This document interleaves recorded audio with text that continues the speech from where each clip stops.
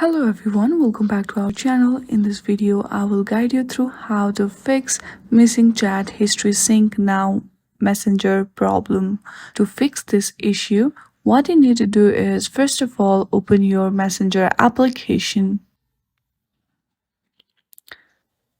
Then click on the three lines that is on the top left corner of your screen. Then select setting gear. From there, go down and choose privacy and safety.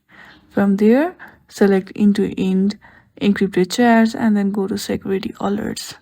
And make sure that it is turned on. Now, go back to the safe website browsing and it should be also turned on. Toggle it off and then again toggle it on. Then go to the App Store and check if there are any updates available on Messenger. If there are any, then please do update your app. This will solve this issue. Thank you for watching.